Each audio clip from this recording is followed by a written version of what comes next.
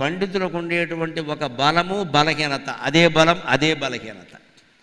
చాలా పుస్తకాలు చదువుతాం, అది బలం. కానీ బలహీనత అంటే ఏమిటో తెలుసా? అలా చదువుతూనే ఉంటాం జీవితం అంతా, అది బలహీనత. జీవితం అంతా పుస్తకాలు చదువుతూ ఉండకూడదు. ఒకనాటికి ఏమవుతుంటే ఈ పుస్తకాల ద్వారా చదివింది పెద్ద గడ్డిమేట అయిపోతుంది. జ్ఞానం కాదు, గడ్డిమేటు. ఈ జ్ఞానం బాగా పట్టేసి, ఈ పద్యాలు శ్లోకాలు బాగా పట్టేసి, నన్ను మించినవాడు ఎవడున్నాడో, నాకు వచ్చిన పద్యాలు ఎవడికొచ్చి, ఈ గర్వం ప్రవేశించిందంటే కాళహస్తీశ్వరుడు ఉండరు. ఇంకా కాకినాడ బస్ స్టాండ్ ఉంటుంది, అడుక్కుదండమే. ఇది పండితుల దౌర్భాగ్యం. మేమేదో గొప్పవాళ్ళం అనుకోకండి, మేమేదో అదృష్టవంతులం అనుకోకండి. మా దురదృష్టం మాకుంది. మేము కూడా తగినటువంటి సాధన చేస్తేనే, చిత్తశుద్ధితో ప్రార్థన చేస్తేనే భగవంతుడు దర్శనం అవుతుంది. ఇవన్నీ ఏమీ రక్షించవు. ఎన్ని మంత్రతంత్రాలు పరిశీలించినా సరే, చెప్పన్ వింటి సాంఖ్యాది యోగ రహస్యంబులు మనకి షడ్దర్శనాలు ఉన్నాయి. సాంఖ్య దర్శనం, యోగ దర్శనం, వైశేషిక దర్శనం, న్యాయ దర్శనం, ఇలాంటివన్నీ ఉన్నాయి దర్శనాలు. అవి బాగా చదువుతారు పండితులు. అవి దేవుడికి సంబంధించినవే. ఓ తర్క వితర్కాలు, ఓ రకరకాల ఉదాహరణలు అన్నీ చదువుతారు. చెప్పన్ వింటి సాంఖ్యాది యోగ రహస్యంబులు వేదశాస్త్రములు వక్కాణించుత. నేను చదవడం కాదు, వేదం చదివి శాస్త్రాలు చదివి అందరికీ చెప్తారు. దాంట్లో ఉండే విశేషాలు రకరకాలు. ఒకళ్ళన్న మించి ఒకళ్ళు ఓ ఉదాహరణలతో పద్యాలు గుప్పించేసి పాటలు పాడేసి నానా గొడవ చేసేసి చెప్పేస్తారు. కొన్ని వేల మందిని మేము ఆకర్షిస్తామమ్మా. కానీ మా కర్మ ఏమిటో తెలుసా? అరయన్ గుమ్మడికాయలోన అవగింజంతైన శంఖబోదు. ఇంకా మా అనుమానాలు మాకుండనే ఉన్నాయి.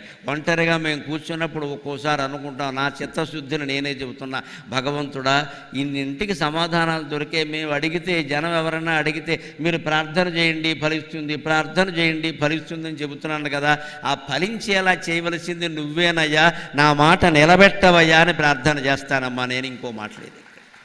మరి ఆయన దయ లేకపోతే నేనేం చేయనండి? ఇక్కడ ఇలా చెప్పగా ఏమీ జరగలేదు, ఆయన ఒట్టినే చెబుతున్నారు, ఏమీ కాలేదంటారు. నమ్మకం పోతుంది. నమ్మకం పోతే ఎలా కుదురుతుందండి? ఇన్ని వేల మంది ఉన్నా ఇక్కడ క్రమశిక్షణలో ఏమాత్రమో లోపం రావడం లేదు. ఒక్క రక్షక భటుడు కూడా కనబడకపోయినప్పటికీ లోపం రావట్లేదంటే మీకు అందరికీ దేవుడి మీద ఉండే విశ్వాసమే కారణం, మరో కారణం లేదు.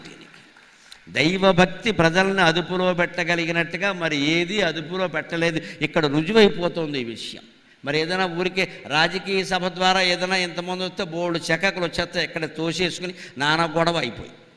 ఎందుకు అవ్వట్లేదు? భగవంతుడి మీద ఉండే విశ్వాసం. ఇక్కడ మనం భగవంతుడి గురించి వింటున్నాం, చెబుతున్న ఒక్క మనిషి అంతే, మనం వినాలి, అయిపోయే వరకు నిశ్శబ్దంగా ఉండాలి అంతే అని మీకు మీరు నిర్ణయించుకున్నారు. మనిషి మనస్సుని ప్రత్యక్షంగా కాపాడగలిగింది దైవభక్తి, దేశభక్తి ఒక్కటే, రెండో మాట లేదు ఇక్కడ. అది ఇక్కడ రుజువైపోతుంది. అందుకని చెబుతున్నాడు, ఎన్ని మంత్రతంత్రాలు పరిశీలించినా, సాంఖ్య దర్శనం, యోగ దర్శనం ఎన్ని చదివినా, వేదశాస్త్రాలు స్వయంగా చదివి అందరికీ ఉపన్యాసాల్లో చెప్పిన శంఖబోధు అనుమానాలు మాకు కూడా ఉంటాయి. అందుకని ఏమంటున్నాడు? అరయన్ గుమ్మడికాయలోన అవగింజంతైన నమ్మించి. వేదాంత జ్ఞానం గుమ్మడికాయంత ఉంది, మనకి ఆవగింజంత కూడా అర్థం కాలేదు. ఎక్కడ గుమ్మడికాయ, ఎక్కడ ఆవగింజ, ఎంత ఉందో వేదాంత జ్ఞానం. వేదాలు, శాస్త్రాలు, పురాణాలు కలిపితే అది గుమ్మడికాయ అనుకోండి అర్థం కావడం కోసం. మనకు తెలుసున్నదంతా ఆవగింజ. ఇంకా ఎంత తెలుసుకోవాలి? ఈ జీవితం సరిపోతుందా? అంచేత సుస్థిర విజ్ఞానము త్రోవ చెప్పగదవే శ్రీకాళహస్తీశ్వర. సుస్థిరమైన విజ్ఞానం. విజ్ఞానము అంటే భౌతికమైన పరిజ్ఞానం, జ్ఞానము అంటే అధ్యాత్మ జ్ఞానం, సుస్థిర విజ్ఞానము అంటే ఆత్మజ్ఞానం. ఆత్మజ్ఞానం పొందేలా చేయవయ్యా. నేనెవరు, ఏ ప్రశ్న వేసుకోండి అని అరుణాచల మహర్షి, రమణ మహర్షి 70 ఏళ్ల పాటు జీవితం అంతా ఉపదేశం చేశాడో ఆ నేనెవరు అనే ప్రశ్నకి సమాధానం దొరకడం లేదయ్యా. ఆ నేనులోకి ఇలా కాసేపు వెళ్ళగానే మళ్ళీ దిక్కుమాలిన మనస్సు బయటకు వచ్చేస్తోంది, బయట ప్రపంచంలో పడిపోతుందని ప్రతి పండితుడు బాధపడతాడమ్మా. అందుకని ఎంత పాండిత్యం ఉన్నా లోకజ్ఞానం, భగవత్ సంబంధమైన ఆత్మజ్ఞానం లేకపోతే దండగైపోతుంది. పైగా ఇవాళ బీటెక్లు, ఎంటెక్లు చదువుతున్న వాళ్ళందరినీ మీరు గమనించండి. వాళ్ళు బాగా చదువుకున్నారు కదా, ఐఐటీల్లో చదివారు కదా, స్టేట్ ఫస్ట్, నేషనల్ ఫస్ట్ కూడా వచ్చారు కదా. కానీ మరి ఏదైనా చిన్న సమస్య రాగానే బలహీన పడుతున్నారు. ఎందుకండి? ఇవాళ చదువుకున్న యువతరాన్ని మీరు గమనించండి. పూర్వకాలం చదువు రాకుండా పల్లెటూళ్ళలో ఉండి వ్యవసాయం చేసుకున్న రైతులు తట్టుకున్న సమస్యల్ని ఇవాళ యువతరం ఎందుకు తట్టుకోలేకపోతున్నారండి? మన వాళ్ళకి పుస్తక జ్ఞానం ఉంది కానీ ప్రపంచ జ్ఞానం లేదు. విషయం అది. పుస్తక జ్ఞానం బాగా ఉంది, బట్టేశారు, అక్కడ కమ్మేశారు, ఏదో తినేశారు, కక్కేశారంటారే. పుస్తకాలు పట్టుకుని పట్టేశారు. మల్టిపుల్ ఛాయిస్ కదా, ఎంతసేపు 4 ఏదో ఒకటి ABCDలో పెట్టేశారు. అనుకోకుండా డిగ్రీలు వచ్చేసాయి, అయిపోయారు, ఇంజనీర్లు అయిపోయారు, డాక్టర్లు అయిపోయారు, వ్యవహారాలు అయిపోయారు. చివరికి వాడు కుటుంబంలో భార్యతో తగాదా వచ్చినా, భర్తతో తగాదా వచ్చినా వెంటనే ఏం చేయాలో తెలియక శీలింగ ఫేనాయ విద్మహే చున్నీ కంఠాయ ధీమహి తన్నో మృత్యు ప్రచోదయాతు అయిపోయింది లెక్క. ఎందుకంటే నన్ను మోసం చేసింది అమ్మ, నన్ను క్షమించు, అక్క నన్ను క్షమించమంటానక నువ్వు బీటెక్ చదివింది పని లేకుండా. ఎప్పుడూ పుస్తక జ్ఞానాన్ని లోక జ్ఞానంతో జోడించాలి, లేకపోతే ఎంత పాండిత్యం ఉన్నా ఉపయోగం లేదు. దానికి చక్కని చమత్కారమైన కథ ఉంది. ఏమిటో తెలుసా? 5 పండితులు ఉన్నారు. ఒకరు తర్కశాస్త్రంలో, ఒకరు వ్యాకరణ శాస్త్రంలో, ఒకరు జ్యోతిష్ శాస్త్రంలో, ఒకరు వైద్యంలో, ఒకరు సంగీతంలో మంచి పండితులు. ఈ 5 స్నేహితులు, ఒక ఊరు వాళ్ళే. వీళ్ళు సరదాగా ఏం చేశారంటే, ఇంట్లో ఆడవాళ్ళు ఊరికే చదువుకుంటే సరిపోయిందా, సంపాదించాలి కదా అంటారు కదా. మరి అంటుంటే ఈ 5 కలిసి మనం దేశమంతా తిరుగుదాం, మహారాజుల్ని కలుద్దాం, సన్మానాలు చేయించుకుందాం, ఒక ఏడాదికి తిరిగొద్దాం, శుభ్రంగా కుటుంబాలకి సరిపడ సంపద తెచ్చుకుందాం అని బయలుదేరారు. శాస్త్రజ్ఞానం ఉంది కదా, ఆస్థానాలు తిరుగుతున్నారు. ఒక మహారాజు గారు ఆస్థానానికి వెళ్ళారు. ఆయన వీళ్ళ శాస్త్ర పాండిత్యం అంతా పరిశీలించాడు, ప్రశ్నలు వేయించాడు ఆస్థానంలో పండితుల చేత. అన్నిటికీ బ్రహ్మాండమైన సమాధానాలు చెప్పారు. ఆయన చాలా సంతోషించాడు. మీకు తప్పకుండా సన్మానం చేస్తాను, ఒక్క పని చేయండి, ఇప్పటికే 1 గంట అయింది, భోజన సమయం కదా, మీరు అలసిపోయి ఉన్నారు, భోజనం చేసి రండి, మధ్యాహ్నం 3 గంటలకు ఇక్కడ సభ పెట్టుకుందాం, అప్పుడు మీ 5 కూడా బ్రహ్మాండమైన సన్మానం చేస్తానడు. వీళ్ళు ఆశపడ్డారు, వసతికి వెళ్ళారు. వీళ్ళకి మడి ఆచారం అన్నీ ఉన్నాయి. అందుకని వాళ్ళు ఏం చెప్పారు అంటే, మహారాజా మీరెవరి చేతో వండించి పెడితే మేము తినం, మేమే వండుకుంటాం, మాకు పదార్థాలు ఇవ్వండి చాలు అన్నారు. బియ్యం ఇచ్చారు, గిన్నెలు ఇచ్చారు, కుంపట్లు ఇచ్చారు, కట్టెలు ఇచ్చారు, తెచ్చుకోమన్నారు. అప్పుడు 5 వచ్చాక ఏమొచ్చింది? బాగుంది, బియ్యం ఇచ్చారు, అన్నం ఉడికించాలి కదా. అందుకని ఇందులో సంగీతం నేర్చుకున్నవాడు ఉన్నాడే, ఈయనకి సంగీతం పాడుకోవడం అలవాటు. ఒరే నువ్వు కూర్చుని దద్దరీనాం నాం దద్దరీనాం నాం దద్దరీనాం నాం అనుకుంటే ఇక్కడ కూర్చో, అన్నం ఉడికించు, మేము ఈలో బయటికి వెళ్ళి విస్తరాకులు ఒకళ్ళు పట్టుకొస్తాం, నెయ్యి ఒకళ్ళు పట్టుకొస్తాం, పెరుగు ఒకళ్ళు పట్టుకొస్తాం, కూరగాయలు ఒకళ్ళు పట్టుకొస్తాం, మిగిలినవి ఇక్కడ రాజుగారు ఇచ్చారు. అందుకని బియ్యము పప్పులు అవి ఇచ్చారు కదా, కూరగాయలు ఒకళ్ళు పట్టుకొస్తాం, వచ్చిన తర్వాత ఆ కూర వండుకుందాం, నెయ్యి ఒకళ్ళు పట్టుకొస్తాం, పెరుగు ఒకళ్ళు పట్టుకొస్తాం, తినడానికి ఆకులు కావాలిగా, ఎవరో తిన్న కంచాల్లో వీళ్ళు తినరు కదా, అందుకని ఆకులు పట్టుకొస్తాం అని 4 బయటికి వెళ్ళారు. సంగీతం పాడేవాడు ఇక్కడున్నాడు. ఇందులో ముందున్నవాడు ఏం చేశాడు? బయటికి వెళ్ళి నెయ్యి కొన్నాడు, బ్రహ్మాండమైన మంచి స్వచ్ఛమైన నెయ్యి కొన్నాడు. నెయ్యి ఇలా పట్టుకున్నాడు, నేతి చిన్న గిన్నెలో పెడతారు కదా, ఆ నేతి గిన్నె ఇలా పట్టుకున్నాడు. పట్టుకున్నాక ఆయనకి ఏమనిపించింది? తర్కశాస్త్రం కదా, తర్కం గుర్తొచ్చింది. నేతికి గిన్నె ఆధారమా, గిన్నెకు నెయ్యి ఆధారమా అని ఇలా తర్కించి ఏది ఆధారమో చూద్దామని ఇలా తిప్పాడు. ఆ నెయ్యి మొత్తం పోయింది కిందికి. ఉన్న పాండిత్యాన్ని, లోకజ్ఞానం లేకపోతే నేతి గిన్నె తిరగేస్తే పోతుందని తెలియదా? మనం ఒకసారి చూడండి, వాచి ఇలా పెట్టుకుంటాం, టీ కప్పు చేత్తో పట్టుకొని మాట్లాడుతూ ఉంటాం. జరుగుతుంది మన ఇళ్లలో కూడా. ఇది టీ కప్పు చేత్తో పట్టుకుంటాడు, ఇక్కడ బల్ల మీద ఇచ్చిన టీ మామూలుగా తాగడు. టీ కానీ కాఫీ కానీ మంచినీళ్ళు కానీ ఇస్తే అవి తాగేశాక మిగిలిన పని చూడాలి. చాలామందికి ఉండే దురభ్యాసం ఏంటంటే, అది అక్కడ పెట్టుకుని ఒక అరగంట ఉపన్యాసం ఇస్తాడు, అది వీడి మీదే పడుతుంది. అది పైగా తాగేకి ఇంకో కర్మ ఉంటుంది, తాగేశాక ఎక్కడ పెట్టాలో అక్కడ పెట్టాడు, కుర్చీ పక్కన పెడతాడు, లేచాక వీడే తన్నేస్తాడు. ఇప్పుడు ఆ ఇళ్ళలో కడుక్కుంటూ కూర్చోవాలి, వీడి కాఫీ ఎందుకు ఇచ్చాము.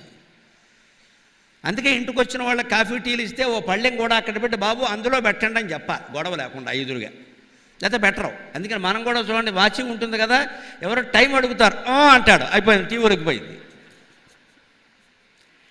ఈ చేతికి ఉంది గడియారం, ఈ చేతితో టీ తాగుతున్నాడు, టైం అంత ఏంటండి, ఈ చేతిలో టీ కప్పు ఉందండి నీకు తెలియదా అంటాడు. ఇక్కడ ఈ లోపు టీ ఒలికిపోయింది. అది పైగా వీడు ఒంటి మీద ఒలికింది. అదో బట్టల కర్మ ఏమిటంటే, కాఫీ కానీ టీ కానీ ఒలికాయంటే వెంటనే కడక్కపోతే ఇక పోదది. ఇప్పుడు అర్జెంటుగా వీటిని విప్పి కడగాలి. ఎవడు ఇప్పుతాడు, ఎవడు కడుగుతాడు. అంచేది ఈయన నెయ్యికి కుండ ఆధారమా, కుండకు నెయ్యి ఆధారమా అని తిప్పాడు. ఏది ఆధారమో చూద్దామని ఆ నెయ్యి కాస్త ఒలికింది. ఇంక నెయ్యి ఎక్కడది? పెరుగు కోసం ఎవరు వెళ్ళారు? వ్యాకరణం చదువుకున్న వీడికి శబ్దం శబ్దం శబ్దం ఎంతసేపు. ఎవరైనా తప్పు మాట్లాడితే సరి చేస్తూ ఉంటాడు. సరిచేయి, ఉచ్చారణ సరిగ్గా లేదు, ఉచ్చారణ సరిగ్గా లేదు, సరిచేయి అన్నాడు. ఒక ఆవిడ పాపం పెరుగు అమ్ముకుంటూ పెడుతోంది. సల్లోయమ్మ సల్లా, సల్లోయమ్మ సల్లా, సల్లోయమ్మ సల్లా అంటే ఈయనకి మంటెత్తింది. సల్లా అనాలి, సకారం దంత్యం, సల్లా అంటామే అన్నాడు. దాని దగ్గర కొండ మానేశాడు. పెరుగు దొరకడం పోయింది. పైగా దానికి నువ్వు వ్యాకరణం నేర్పుతావా? నీకు కావాలంటే పెరుగు తీసుకో, లేతే పో. దానికి వ్యాకరణం ఎందుకంటే పని లేక. మేమంతా సల్లా అంటాం, నీ కడుపు చల్లగుండా అంది. చల్లగుండా కాదు, చల్లగుండా అమలు దాన్ని సరి చేశాడు. ఈ వ్యాకరణం సరి చేయడంలో అది పెరుగు ఇవ్వలేదు, ఈయన కొనలేదు, మొత్తం మీద పెరుగు రాలేదు. జ్యోతిష్ శాస్త్రజ్ఞుడు ఆకులు చేస్తానని చెప్పాడు. ఈయన చెట్టెక్కాడు. విస్తరాకులు కొయ్యాలి కదా, అడ్డాకులు కొయ్యాలిగా, చెట్టెక్కాడు. చెట్టెక్కగానే అక్కడ ఒక తీతువు పెట్ట కూసింది. వెంటనే జ్యోతిష్ శాస్త్రం కదా, తీతువు పెట్ట కోసినప్పుడు చెట్టు ఎక్కవచ్చునా అన్నాడు. అప్పటికే ఎక్కాడు కాబట్టి దిగడం మానేశాడు. తీతువు పెట్ట అశుభము కదా, అపశకునము కదా, ఆకులు కోయవచ్చునా అనేలోగా తొండ అరిచింది. తొండ కూడా అరిచినదే, ఇట్టెట్లు కోయవచ్చును, తొండ అరుచుట అశుభము కదా అన్నాడు. ఈయన కర్మగాలి బల్లి ఈయన నెత్తి మీద పడింది. నెత్తి మీద కూడా బల్లి శిరస్సు మీద పడినచో మృత్యువు కదా అని ఆలోచించడం మొదలుపెట్టి కింద పడ్డాడు. చచ్చినంత పని అయింది నిజానికి. మొత్తం మీద ఆకులు దొరకలా. జ్యోతిష్శాస్త్రం ప్రయోజనం ఇది. జ్యోతిష్శాస్త్రం అంటే శాస్త్రం చదువుకుంటావా, ఈ బల్లిపాటు పిల్లిపాటు పిచ్చి నమ్మకాలు పెట్టి కూర్చుంటావా? వీళ్ళందరూ ఇలా ఆకులు తేలేదు, పెరుగు తేలేదు, నెయ్యి తేలేదు. వైద్యం ఆయన ఉన్నాడు, కూరగాయలు తెస్తా. ఆయన కూరగాయల దుకాణానికి వెళ్ళాడు. వంకాయ చూశాడు. వంకాయ మంచిదే కాదని దగ్గు వస్తుంది అన్నాడు. వైద్యుడు కదా.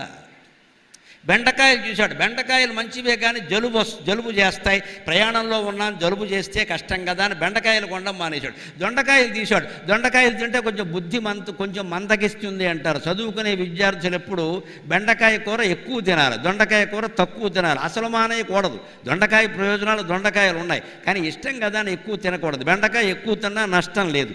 బుద్ధి త్వక్ అంటారు దాన్ని. అది బుద్ధి సద్యోబుద్ధి ప్రద. బెండకాయ బుద్ధిని పెంచుతుంది, దొండకాయ బుద్ధిని తగ్గిస్తుంది. అందుకని తినాలి కానీ అది ఎక్కువ, ఇది తక్కువ తినాలి. మొత్తం మీద జలుబు చేస్తుందని బెండకాయ మానేశాడు, దగ్గు వస్తుందని వంకాయ మానేశాడు, ఈ మందబుద్ధి కదా అని దొండకాయ మానేశాడు. అక్కడి నుంచి గుమ్మడికాయ తీశాడు. ఇంత లావుంది, బాగానే ఉంది కానీ పులుసులో వేస్తే ఈ కాస్త సమయంలో సరిగ్గా ఉడుకుతుందో ఉడకదో, ఉడక్కపోతే అరగదు కదా అని అది కొనడం మానేశాడు. ఏమీ కొనకుండా ఇంటికి వచ్చాడు. వీళ్ళు ఏమనుకుంటున్నారు, పెరుగు లేదు, విస్తరాకులు లేవు, ఏమీ లేవు. ఇంటికి వచ్చేసరికి ఈ సంగీతం పాడేవాడు వీడు తక్కువవాడా, బియ్యాన్ని అందు మీద ఎసరు పెట్టి ఉడకబెట్టాడు. అది పైన మూత ఉంటుంది కదా, మూత గుడగుడ గుడగుడ గుడగుడ కూడా శబ్దం చేస్తుంటే ఈయన ఒక రాగం అందుకని పాడడం మొదలుపెట్టాడు. ఈయన బేగడ రాగానికి దాని మేగడ శబ్దానికి సరిపోలేదు. ఏధవసంతాన్ని ఒళ్ళు మండి కర్ర పెట్టి ఆ కొండ మీద కొట్టాడు. దెబ్బకి గుడగూడ శబ్దం, కొండకు నష్టమని కొండ పగిలింది. అన్నం పోయింది.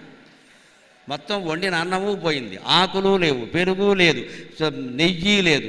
వైద్యుడిని పంపించిన కూరగా ఏమీ లేకుండా ఎందుకు పోయాయి? ఈ 5గురు పండితుల పాండిత్యం కూడా వీళ్ళకి శ్లోక జ్ఞానం ఉంది కానీ లోక జ్ఞానం లేదు. నెయ్యి ఎలా తేవాలో, ఆకులు ఎలా తేవాలో, పెరుగు ఎక్కడ కొనాలో ఏమైనా తెలిసి తెస్తే కదా. మన పాండిత్యం ఎదుటివాడుకు ఉండాలంటే అలాగా. అంచేత ఎంత పాండిత్యం సంపాదించినా లోక జ్ఞానం లేకపోయినా, లోకేశ్వరుణ్ణి గురించిన జ్ఞానం లేకపోయినా ఇవన్నీ దండగైపోతాయి. అది దుర్జడి కవిత్వం యొక్క సారాంశం.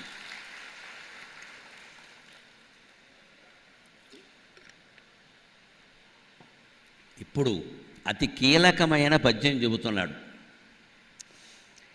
ఇన్ని రకాల జీవితంలో ఇబ్బందులు పడడానికి, వాటి నుంచి తీరుకోలేకపోవడానికి, ఎన్ని గ్రంథాల్లోనూ వీటికి సమాధానం దొరక్కపోవడానికి కారణం ఏమిటండి? మన మనస్సే, మన మనస్సే, మన మనస్సే. ముమ్మాటికి చెబుతున్నాను, మన మనస్సే. సమాధానం లోపల ఉంది, బయట లేదు. బయట వెతికి ఉపయోగం లేదు. బయట వెతికితే విస్తరాకులు దొరకనట్టే, పెరుగు దొరకనట్టే, నెయ్యి దొరకనట్టే, సమాధానం కూడా దొరకదు. భగవంతుని యొక్క ఉనికికి సంబంధించిన సమాధానం మన లోపల ఉంది కానీ బయట లేదండి. లోపలే ఉన్నాడు, లోపలే అడ్డం వస్తుంది దానికి. విత్ అజ్ఞానము పాదు చిత్తము. ఒక చెట్టుతో పోల్చి చెబుతున్నాడు మన మనస్సు. విత్ అజ్ఞానము పాదు చిత్తము భవావేశంబు రక్షాంబుల్ మత్తత్వంబు తదంకురంబు అనుతముల్ మారాకులు అత్యంత దుర్వృత్తులు పువ్వులు పండ్లు మన్మథముఖావిర్భూత దోషంబులున్ చిత్తాభ్యున్నత నింబభూజమునకున్ శ్రీకాళహస్తీశ్వర. మన చిత్తం ఒక వేప చెట్టు అన్నాడు. చిత్త అభ్యున్నత నింబభూజం. నింబం అంటే వేప. వేప చెట్టు. వేప చెట్టు పొల్లలు పడుదోవకుందుకు పనికొస్తాయి. వేపాకులు చర్మ వ్యాధులు తీరడానికి పనికొస్తాయి. అందుకే గమనించండి, హిందూ ఆచారాలలో ఏది కొట్టిపారేయడానికి లేదు. గ్రామదేవతల జాతరలు జరిగినప్పుడు పశువుల్ని మొత్తం తీసుకురావాలి, రాకపోతే అమ్మోరికి కోపం వస్తుంది, అమ్మోరికి కోపం వస్తుంది అంటారు.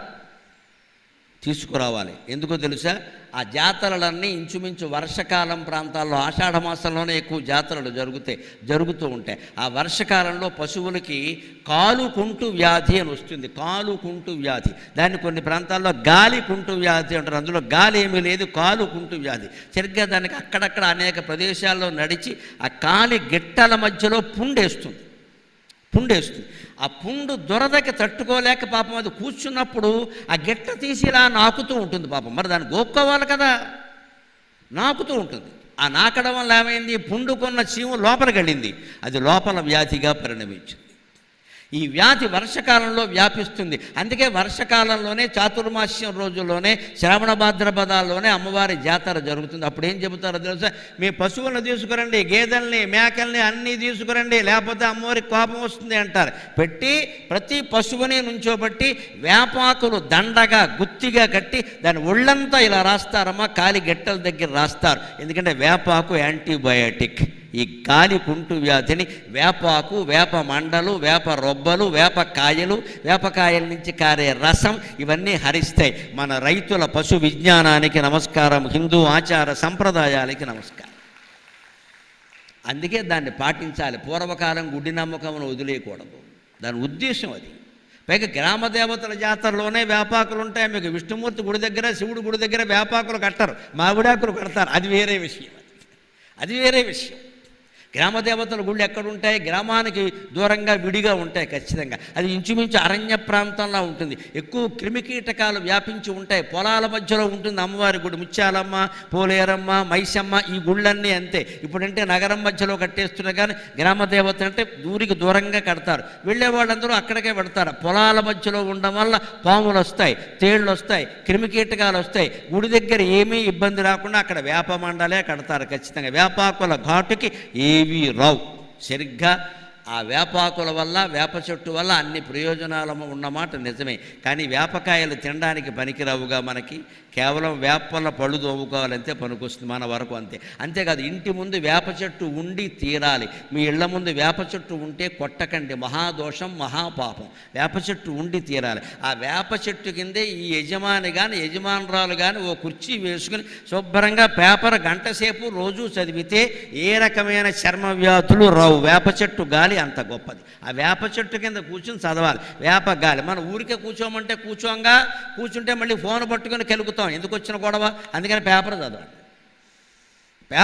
అక్కడ గంట పడుతుంది. అలా అయ్యేసరికి గాలి అంతా తగులుతుంది. ఉదయం 9 గంటలకు కూర్చోవాలి. కాస్త ఎండగా ఉండొచ్చు, కాస్త చలిగా ఉండొచ్చు, పర్వాలేదు. ఆ వేపగాలి ఒంటికి తగిలింది అంటే చర్మ వ్యాధులన్నీ పోతాయి. కానీ ఆ వేప చెట్టు లాంటిదే మన మనస్సు కూడా అంటున్నాడు ఇక్కడ. ఇది వేరే వ్యవహారం, జాగ్రత్తగా విందాం. చిత్తాభ్యున్నత నింబభూజమునకు. ఒక చెట్టు ఏదైనా పెరగాలంటే ముందు విత్తనం ఉండాలి కదా, దాంట్లో మళ్ళీ పాదు చేయాలి కదా, దాంట్లో మళ్ళీ నీళ్లు పోయాలి కదా, అప్పుడు చిన్న అంకురం బయలుదేరుతుంది కదా, దానికి నెమ్మదిగా పువ్వులు వస్తాయి, తర్వాత పిందెలు వస్తాయి, క్రమంగా కాయలు అవుతాయి, పళ్ళు అవుతాయి. ఇలాగే మన మనస్సు అనే వేప చెట్టు కూడా ఏం పుట్టించిందో చెబుతున్నాడు. విత్ అజ్ఞానము. మన మనస్సుకి మూలం ఏమిటి అంటే అజ్ఞానం. అంటే జ్ఞానము అంటే తెలియుట, అజ్ఞానం అంటే తెలియకపోవుట. మామూలు లెక్క. ఏమిటి తెలియకపోవడం? నువ్వెవరో నీకు తెలియకపోవడం, నేనెవరో నాకు తెలియకపోవడం, వెరసి సృష్టి అర్థం కాకుండా పోయింది. ఇదే అజ్ఞానం. ఈ తెలియకపోవడానికి కారణం మన మనస్సు. మాటికి మనస్సు పైకొచ్చి నేను నేను నేను అంటూ ఉంటుంది. నేను అంటే ఈ శరీరం, దాని దృష్టిలో ఇది పురుషుడైతే పురుషుడు, స్త్రీ అయితే స్త్రీ. దీనికి ఒక కులం, మతం, ప్రాంతం, జాతి, లింగభేదం అన్నీ పెట్టేసింది. కానీ నిజానికి లోపలికెడితే ఇవన్నీ ఏమీ లేవు. లోపల మనం నేనెవరో మనస్సు గురించి ఆలోచించండి. మనస్సు పురుషుడా స్త్రీయా ఎవరూ చెప్పలేరండి. స్త్రీలకు మనస్సు వేరే, పురుషులకు మనస్సు వేరే అంటారు. అసలు మనస్సు రూపం ఏమిటి? అది స్త్రీయా పురుషుడా ఎవరూ చెప్పలేరు. అలాగే పొడుగా పుట్ట ఎవరూ చెప్పలేరు. సన్నమా లావా ఎవరూ చెప్పలేరు, నలుపా తెలుపా ఎవరూ చెప్పలేరు, రంగు చెప్పలేం, పొడుగు చెప్పలేం, లావు చెప్పలేం, స్త్రీ పురుషుడు ఏదో చెప్పలేం, ఎందుకంటే దానికి ఆకారం లేదు. ఆకారం లేనిది ఉన్నట్టా లేనట్టా సైన్స్ ప్రకారం ఏ కొలతకి అందని పదార్థం లేనట్టే లెక్క. అందుకే సైంటిస్టులు దేవుణ్ణి ఒప్పుకోరు. వీళ్ళంతా పిచ్చి సన్నాసులు అంటే ఏ కొలతలు లేకుండా ఎవరికి అందని మనస్సు ఉందని అంగీకరిస్తాడు. మనస్సుకు మూలమైన దేవుడు లేడంటాడు. వీడు అజ్ఞానానికి నమస్కారం. కొలతలకు అందినవాడు ఉన్నాడు, కొలతలకు అందనవాడు లేడు అంటే మనస్సు కొలతలకు అందిందా ఎవరికైనా? మనస్సు ఎన్ని సెంటీమీటర్లు ఉంది చెప్పండి? మనస్సు పొడుగా పొట్ట చెప్పండి, మనస్సు లావా సన్నమా చెప్పండి, మనస్సు ఎరుపా తెలుపా చెప్పండి, ఎవరూ చెప్పలేరండి. కానీ ఉందా లేదా? చంపేస్తోంది. ఉండకపోవడం ఏంటి ఇక్కడ? ఆ మనస్సే కదా మన దరిద్రానికి కారణం. ఆ మాటకు వస్తే మన అభివృద్ధికి కూడా అదే కారణం. మన ఏవ మనుష్యాణం కారణం బంధమోక్షయోగం. బంధానికి అదే కారణం, విముక్తికి అదే కారణం. అటువంటి మనస్సు ఉందని మనకి తెలుస్తోంది. కానీ కొలతలకు అందడంలా ఇది అందితే భగవంతుడు అందుతాడు. మనకి భగవంతుడికి అడ్డంగా ఉన్నది మనస్సు ఒక్కటే. ఆ మనస్సు స్వరూపం తెలిస్తే తప్ప భగవంతుడు మనకు అర్థం కాడు, మనమెవరో కూడా మనకు తెలియదు. అందుకే విత్తు అజ్ఞానము ఈ మనస్సు ఏర్పడడానికి, మనస్సు అనే వేప చెట్టు ఏర్పడడానికి విత్తనం ఏమిటంటే అజ్ఞానము. పాదు చిత్తము, దానికి పాదు ఏమిటంటే నా మనస్సే. ఆ మనస్సే నా పాదులో ఉంది. మనస్సు దాన్ని పెంచి పోషిస్తోంది అజ్ఞానాన్ని. ఎప్పుడైనా మన మనస్సును గమనించండి. ధ్యానం చేస్తుంటే సహకరించదు, పక్కకి వెళ్ళిపోతుంది. కానీ ఆశ్చర్యం ఏంటో తెలుసా? షాపింగ్కి వెడుతుంటే బ్రహ్మాండంగా సహకరిస్తోందండి. షాపు తిరిగి షాపు, షాపు తిరిగి షాపు, షాపు తిరిగి షాపు, అన్నీ కొనేసి 3 ఎకరాలు అమ్మేస్తుంటే మనస్సు ఎక్కడైనా గాడి తెప్పిందా? లేదండి. ఆదివారం సంతలోకి వెడితే గాడి తెప్పిందా? లేదండి. అంతేకాదు, 2 ఆడాళ్ళు కానీ 2 మగాళ్ళు కానీ మాట్లాడుకుంటూ ఉంటారు. గంటలు గంటలు మాట్లాడినా మనస్సు లగ్నమయ్యే ఉంటుంది, గాడి తప్పదండి. కానీ 5 నిమిషాలు ధ్యానం చేయవయ్యా అంటే ఏమిటో మనస్సు నిలబడ్డంలా అంటాడండి ఈ పెద్ద మనిషి. పూసుకోలు కబుర్లకు మనస్సు నిలబడిందా? షాపింగ్కి మనస్సు నిలబడిందా? ఆదివారం సంతకు మనస్సు నిలబడిందా? అడ్డమైన వ్యవహారాలకి మనసు. ఒక మహానుభావుడు ఉంటాడు, పేకాటకని బయలుదేరతాడు, పొద్దున్న ఎడతాడు, రాత్రి 1 గంటైనా రాడు, మొత్తం అర్ధరాత్రి అయినా సరే వై వై వై అని వేస్తూనే ఉంటాడు. వాడికి మనస్సు లగ్నమైందా లేదా? రోజుల తరబడి గంటల తరబడి పేకాట ఆడడానికి నీ మనస్సు లగ్నమైందా? భగవత్ ధ్యానానికి మాత్రం లగ్నం కాలేదా? ఎంత విచిత్రంగా మాట్లాడుతున్నాం. అందుకే చెబుతున్నాడు ఇక్కడ, అజ్ఞానాన్ని మొక్క పెరగాలంటే పాదు చేస్తాం, నీళ్లు వేస్తాం. ఆ పాదు మొక్కను పోషిస్తుంది కదా. మనస్సు ఎప్పుడు అజ్ఞానాన్ని పోషిస్తుంది. నువ్వు పూజామందిరంలో కూర్చొని పారాయణ చేస్తున్నావు అనుకో, లే ఏం చేస్తావు పని లేక, ఊరికే అది ఏదో చెప్తారంతే. ఆ గరికిపాటైనా చాగంటైనా బాగుపడడం కోసం చెప్తారు. ఇవన్నీ నీ కోసం కాదు. లే బయటికి పో, ఫోన్ ది కెలుకో, వాట్సాప్ ఫేస్బుక్ పెట్టో, కామెంటో పెట్టో అని మన ఇదే అజ్ఞానం అంటే. ఒక 5 నిమిషాలు ఆగలేమండి, 5 నిమిషాలు ఆగలేమండి. ఇదే పాదు, పాదు చిత్తము. అంతేకాదు భవావేశంబు రక్షాంబువుల్. ఫోన్ మాట్లాడుతున్నాం, స్మార్ట్ ఫోన్ ఉంది, ఏదో ఒకటి తీసాం, అందులో ఏదో ఒకటి కనపడింది, దాని కింద కామెంట్లు చూడకుండా ఉండగలరా అండి? కేవలం దృశ్యం చూడండి, కేవలం చెప్పే మాటలు వినండి, కింద కామెంట్లు చూడకండి. మొత్తం సగం వేదాంతం వంటపట్టినట్టే లెక్క, సగం వేదాంతం వంటపట్టినట్టే. మీకు మిస్డ్ కాల్ వచ్చింది, ఆన్సర్ చేయకండి, వేదాంతం వంటపట్టినట్టే లెక్క. మనం ఉండమే, ఎవరు చేశారో ఏముంది, ఏమీ లేదమ్మా, పనికి మనల్ని వాడు ఎవడో చేశాడు, నీ డబ్బులన్నీ కొట్టాడానికి.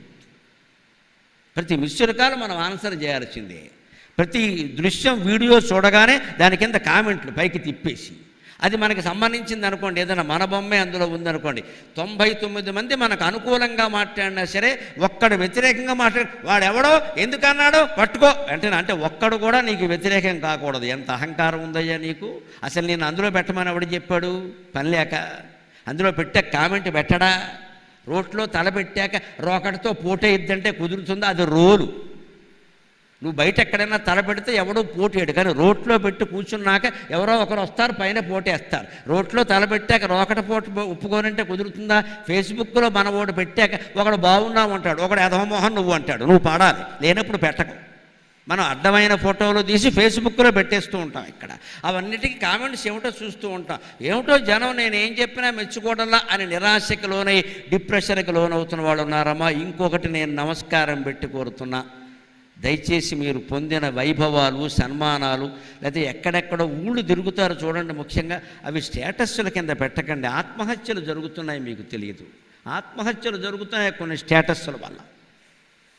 ఒక కుర్రాడు కాలేజీకి సెలవు పెడతాడు, వాడు తండ్రితో కలిసి యాత్రకు వెడతాడు. ఆ యాత్ర అంతా వెంటనే స్టేటస్ కింద పెడతాడు బొమ్మలు.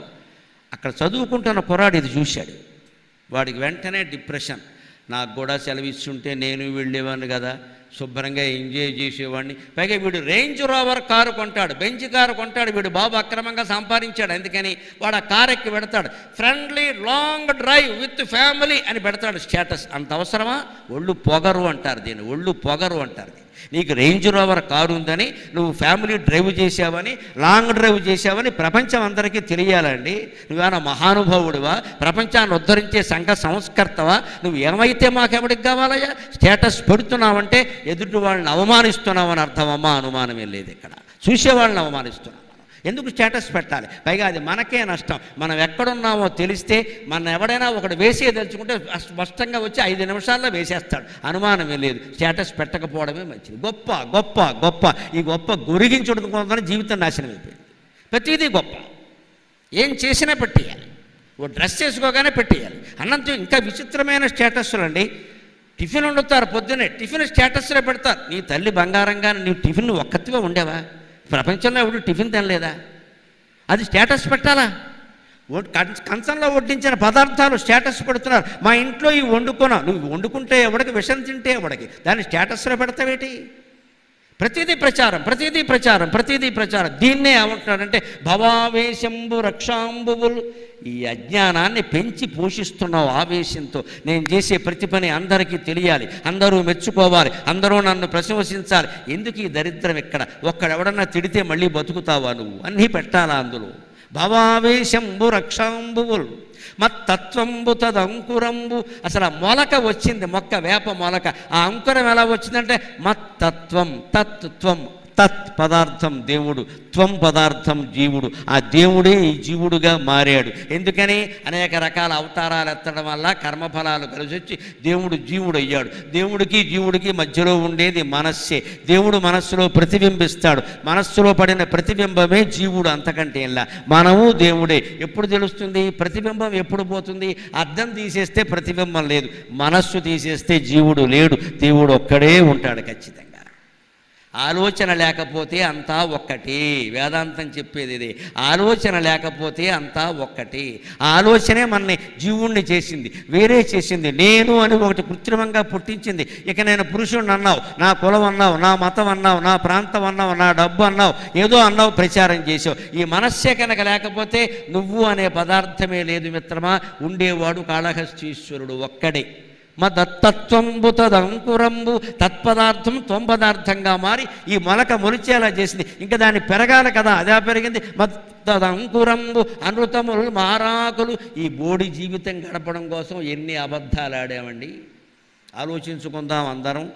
కనీసం 30 ఏళ్ళు 40 ఏళ్ళు దాటిన వాళ్ళు ఆలోచించుకుంటే నెత్తి మీద వెంట్రుకలు ఎన్ని ఉంటాయో అన్ని అబద్ధాలు ఆడేసి ఉంటారు. నా సంగతి చూడకండి, మీ అందరి జుట్టు చూసుకోండి. నాకే ఉన్నాయి కనుక మీ నెత్తి మీద మీకు ఎన్ని వెంట్రుకలు ఉన్నాయో అన్ని అబద్ధాలు ఆడేసి ఉంటారు, అనుమానం వెళ్ళేది. అసలు ఆలోచించారా అబద్ధం ఆడేటప్పుడు? ఈ అబద్ధాలు ఎందుకు ఆడతాం? పని జరిగిపోవాలి, పని జరిగిపోవాలి, సత్యమే మాట్లాడాలంటే కుదురుతుందా? మళ్ళీ హరిశ్చంద్ర సినిమా బ్లాక్లో టిక్కెట్లు పెట్టుకునే చూసేది నాటకం మనమే. హరిశ్చంద్ర నాటకం వేస్తే ఓ కూర్చి పద్యాలు పాడుతుంటే మోజామేజగంబు నిత్యమని సంభావించి అని పాడతాడు హరిశ్చంద్ర పాత్రధారి. ఎందుకు పాడతాడు? పైగా వేదిక మీద రాగానే 6:30 అంటాడు. హార్మోనిస్ట్. ఎందుకంటే వీడు 3:30 వేసాడు అంతకుముందే. వాడు 6:30 వీడు 3:30 వేసాడు తెర వెనకాల. పాడేవాడికి చిత్తశుద్ధి లేదు, హార్మోనివాడికి చిత్తశుద్ధి లేదు, చూసేవాడికి చిత్తశుద్ధి లేదు. హరిశ్చంద్ర పద్యాలు ఆయనే పాడాలి. ఎందుకు? హరిశ్చంద్ర నాటకం సత్యం మాట్లాడడానికి. వేసేవాడు మాట్లాడు, హార్మోనిస్టు మాట్లాడు, చూసేవాడు మాట్లాడడానికి రాసిన బలిజేపల్లి లక్ష్మీకాంతం గారు వెళ్ళిపోయాడు, ఆయన లేడు. జాషువా గారు వెళ్ళిపోయాడు. ఎవరి కోసం అండి సాహిత్యం అంతా? ఆలోచించండి. నాటకాలు చూస్తున్నాం, సినిమాలు చూస్తున్నాం, ప్రవచనాలు వింటున్నాం, ఆచరణలో పెట్టకపోతే మొత్తం అంతా దండగే. మత్తత్వంబు తదంకురంబు అనృతములు మారాకులు. ఈ దిక్కుమాలిన జీవితాన్ని, ఈ పేరు ప్రతిష్ట అనేదాన్ని, ఈ డబ్బుని, వీటిని మనం అబద్ధాలతో కాపాడుకుంటున్నాం. మనకి ఎంత సంపద ఉన్నా ఇన్కమ్ ట్యాక్స్ కట్టం, ఎలా ఎగ్గొట్టాలో దానికోసం ఒక ఆడిటర్ని పెట్టుకుంటాం. ఆయనకి ఇంత దిగ్గొడితే ఆయన ఎగ్గొట్టే ఉపాయం చెబుతాడు ఖచ్చితంగా. మనకి 100 కోట్లు ఉన్నా సరే 100 రూపాయల ట్యాక్స్తో సరిపెట్టేస్తాడు. దేశం మాత్రం అభివృద్ధి చెందాలి. ఎవడూ ట్యాక్సులు కట్టకపోతే దేశం ఎలా అభివృద్ధి చెందుతుందండి? అబద్ధాలు, అన్నీ అబద్ధాలే. వచ్చే ఈ ఆదాయం ఆయన ఏదైనా ఒక కార్యక్రమం చేస్తే ఆయన ఒక ఉంటే 1 కోటి రూపాయలు తీసుకుంటాడు. ఎంత తీసుకున్నావా అంటే ఎంత రాస్తాడు? 1,00,000 రూపాయలు రాస్తాడు. 1,00,000 రూపాయలు తీసుకుంటే ఎవడైనా నటిస్తాడా? ఎవడైనా 1,00,000 రాస్తాడు. అక్కడ మిగిలినంతా మొత్తం సరిపెట్టేస్తాడు. బ్లాక్ మనీ, ఇదంతా అబద్ధాలే మొత్తం. అనుతములు మారాకులు, అత్యంత దుర్వృత్తులు, పువ్వులు. దానికి పూసే పువ్వులు ఏమిటంటే మన మనస్సులో ఉండే రకరకాల పిచ్చి కోరికలన్నీ. పండ్లు మన్మథముఖావిర్భూత దోషంబులు. ఆ వేప చెట్టుకు కాసే వేపకాయలు, వేప పళ్ళు ఏమిటంటే మన్మథముఖావిర్భూత దోషంబులు. యథవసంత 30 ఏళ్ళు కాదు, 40 ఏళ్ళు కాదు, 70 ఏళ్ళు వచ్చినా ఈ కామవాంఛలు చావడం లేదండి. ఇంకా ఇంకా ఇంకా అక్రమ సంబంధాలు, వెధవ సంబంధాలు నడుస్తూనే ఉన్నాయి ఇక్కడ. 80 ఏళ్ళు వచ్చినా సరే ఇంకా వాకింగ్కి వెళ్ళి నేను యంగ్ లుకింగ్ అంటున్నారు అందరూ. ఇప్పుడు నేను యంగ్ లుకింగ్ అంటే నీకేమైనా బుకింగ్లు ఉన్నాయా? నాకు అర్థం కావట్లా. నీకు లుకింగ్ దేనికి? ఎందుకు చెబుతున్నా ఈ విషయం? ఎవరిని ఆకట్టుకుందామని. ఇదే మన్మథముఖావిర్భూత దోషంబులను. ఆ మన్మథుడు ఎక్కడున్నాడో తెలియదు, ఎలా ఉన్నాడో తెలియదు, కానీ మన మనస్సులో దెయ్యంలా ప్రవేశించి అందమైన మనిషి కనపడగానే మన మనస్సును గాడి దప్పించేస్తున్నాడు. వాడికో నమస్కారం, వాడి ప్రభావానికో నమస్కారం. చిత్తాభ్యున్నత నింబభూజమునకు శ్రీకాళహస్తీశ్వర. ఈ రకంగా మన మనస్సులో పెరిగినటువంటి వేప చెట్టు మన జీవితాన్ని నాశనం చేస్తోంది.